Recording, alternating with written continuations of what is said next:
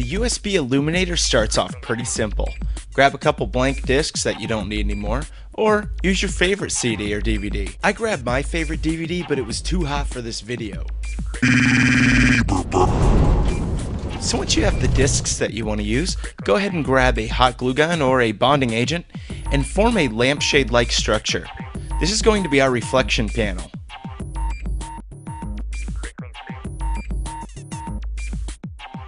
You can use more CDs or DVDs if you want. I found 3 to make the perfect cone shape. Now I'm going to grab a magnifying glass so that when we apply a light source we get a little bit more refractive oomph. This is obviously optional, but if you have one laying around that you don't need anymore, go ahead and glue it on in there. And now we've got the fun part. I got my hands on a 3.5 volt, super bright LED, and also a 68 ohm resistor. Don't worry, you can pick these up for pennies on the dollar at your electronics store.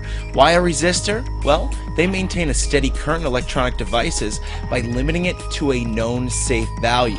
Let me break that down if you're an electronics noob. Let's say you had an LED that needed 3 volts to operate, but all you had was a 12 volt battery to hook it up to. If we don't drop the incoming voltage level to the LED, it's going to burn out almost immediately. In fact, it's almost kind of like throwing it in the microwave.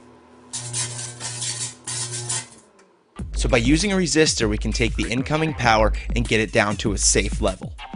First things first, I'm going to go ahead and solder the resistor up to the anode of the LED.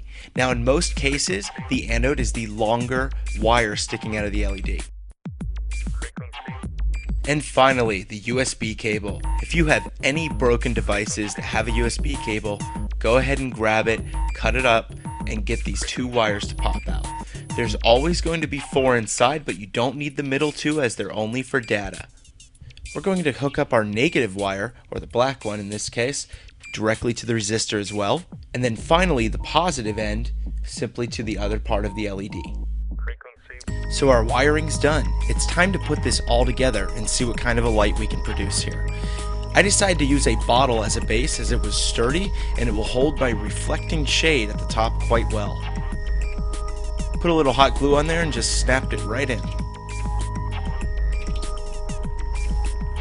Now I'm going to take the USB wire and light, run it through a hole, and get it in there nice and snug. We want this pointing down right through the lens. Then I'm going to glue the wire in place so that the light's not going to bounce around. Alright, our work is now finished.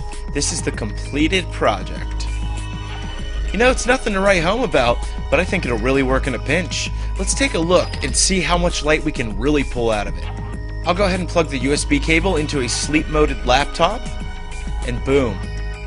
The illumination is actually a hell of a lot more than I expected.